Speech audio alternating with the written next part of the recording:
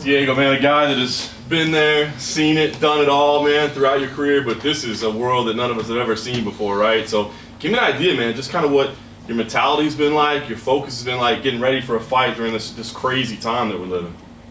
Well, you know, the big difference is I'm bringing a very new mindset to training and life and everything, and I'm just very relaxed and calm, and I've done the work. I'm confident, and I've let all those dreams of trying to become a UFC champion go, and I'm just here to enjoy the experience, finish these last 4 fights on legendary status. You know, I'm trying to go out as good as I came in, if not better. Your legendary status is definitely established. So talk about the mindset. You said this kind of new attitude. I mean, is it freeing, I guess, to say, look, I guess that dream's not going to happen, but I can still enjoy this thing? You know, it's just a removal of an invisible pressure that I might have put on myself. And so, you know, something that was self-created in believing that it was my destiny to become a UFC champion. And now removing that pressure, you know, I'm just doing my thing, man. I'm just doing my thing, my way, outside the box, like I've said before, and I'm enjoying life. The pandemic was a great thing for me. You know what I mean? Like, I got rest that I never ever had in my 17-year span of fighting with UFC and chasing this invisible dream of becoming a UFC champion. Like, I never let myself rest. I went from camp to camp to camp, from injury to injury to injury to injury to injury, to camp to camp to camp to camp, to marriage, to a divorce, to now I'm finally settled. I got my feet on the ground. I'm grounding. I'm getting my electrons from the mother. I'm feeling good. That's awesome. I know you said you wanted to fight out your last contract. I did want to specify. You said 4 fights left. Is that the line? I mean, are you drawing the line and saying 4 fights and Diego Sanchez is gone, or do you say, let's do these 4 fights and see what happens, and you know, maybe I'm still feeling young and good and we still get some more fights? Well, I just locked up a deal with a stem cell therapy sponsor, so immediately the week after this fight I get right back to Vegas, and I'm getting all these old injuries injected with stem cells. So, you know, we'll see, but I'm looking forward to being done. You know, I'm looking forward to it. That way I can let this part of my life go and start the new chapter of what I have on the horizons with School of Self-Awareness and what me and my mentor Joshua Fabia are doing. And it's something different, and it's not martial arts, but life is a lot bigger than UFC and martial arts and hurting people. And I want to give back to the world and help this place and humanity.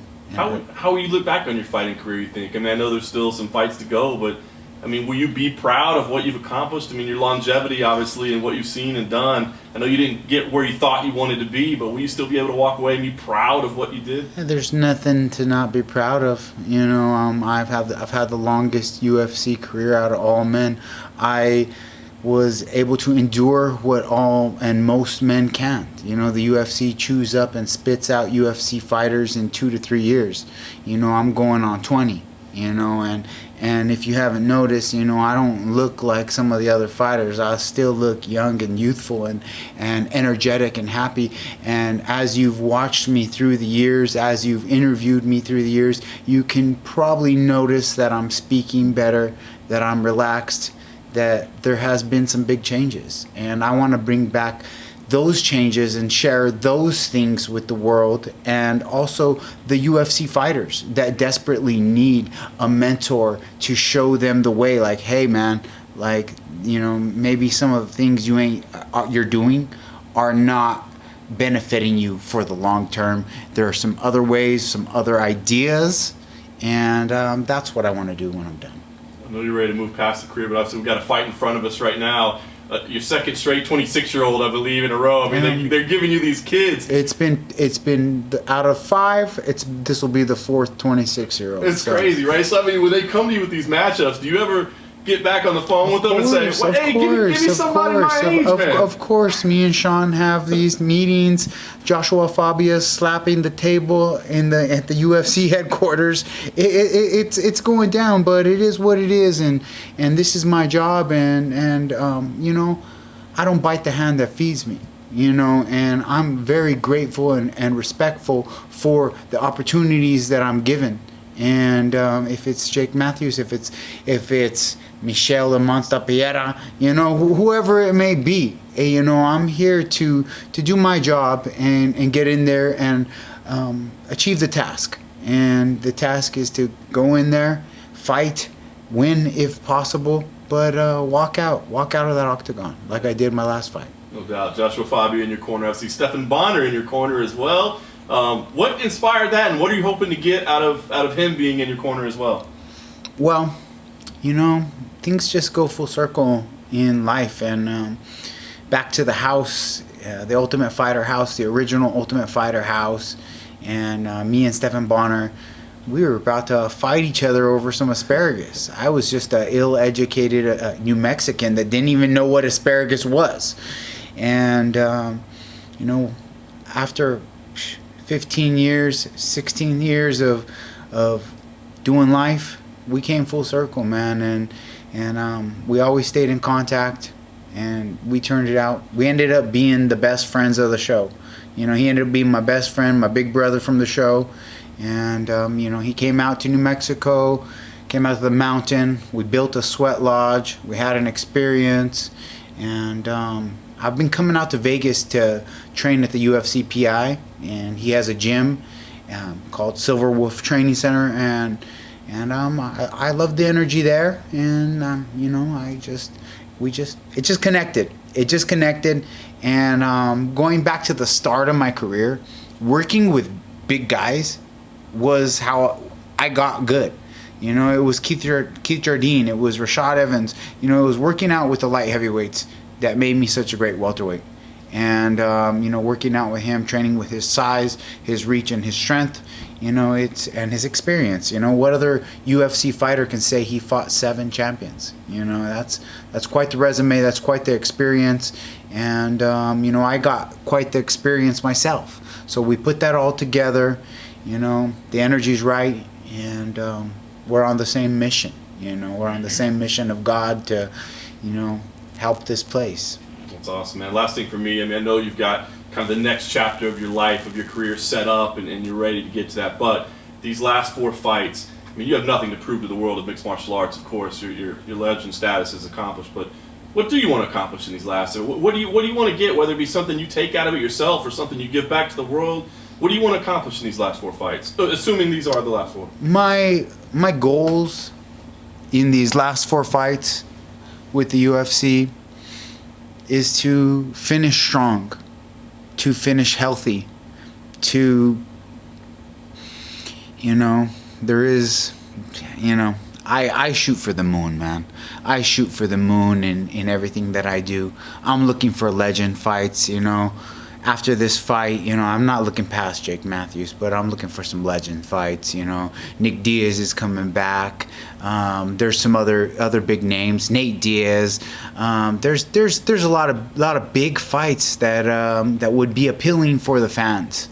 And of course, you know, I said I shoot for the moon. Conor McGregor is the number 4 fight. You know, like I envision myself dominating these next 3 fights and finishing my career with a fight with Conor McGregor.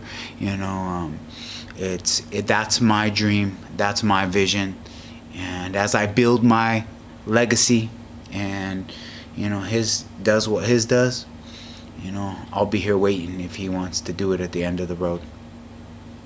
Looking back on your career too, what would the Diego Sanchez right now tell that Diego Sanchez that got in that argument over the asparagus, just at the points of your career? Probably just not hog all the asparagus, you know, like couple pieces would be good enough, Diego. You know, I was going a little hard with the mentoring that Randy Couture was giving about how good greens were for you, and I was like, I gotta take these greens while they're there. You know, like I didn't even know what it was. Sure. My piss stunk after. That's all I knew. I was like, I don't really like this stuff. It makes my pee stink anyway. So. How long have you been interested in stem cell work? Oh, it's been I've actually done stem cell work in, let's see, 5 years ago. I had a neck injury, and I had to invest myself, you know, like 12,000 into stem cells, but I avoided a potentially career-ending neck injury, and so ever since I've been looking for the right doctor, the right location, the right people that want to be a part of this longevity journey that I'm on, you know, and put their name on what I'm doing, and help me.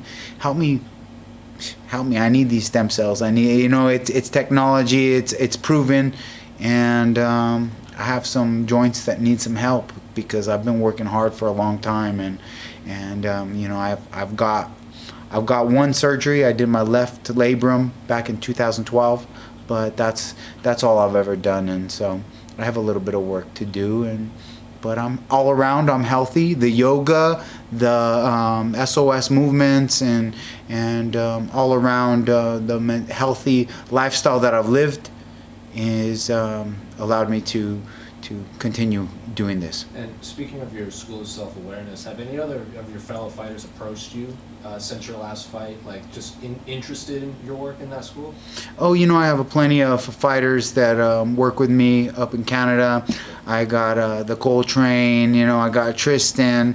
We got some Canadians up there, but you know, for the most part, I've been busy, and pandemic has put a hold on everybody, the whole world. So I've been busy doing my thing, you know, while pandemic's been going on. But you know, we're about ready to release the digital format. So that is where everything is going in this new era of coronavirus and pandemics, and so everything's going digital now. If you didn't notice, you know, everything's digital, and that's what we've been working on. We've been filming, developing all the content. I got a lot of big things going on. There's OnlyFans. I got OnlyFans that is gonna be an epic journey with Diego Sanchez, the transformation, the warrior to a wise man. It's a story of stories of biblical proportions. So, you know, you gotta tune in. But I gotta tell you right now, it's fuck the haters and the bots. Fuck you bots too. It's OnlyFans, and if you want to get your fan on, you know, and be a real fan and really support Diego Sanchez, and really be a real fan, you know, like you say, you love. If you really do, you know, come on, where's that? Throw a little cheddar, you know. And one final one: is this necklace significant? Yeah, it does. It does. It stands for protection and power in the unseen realms.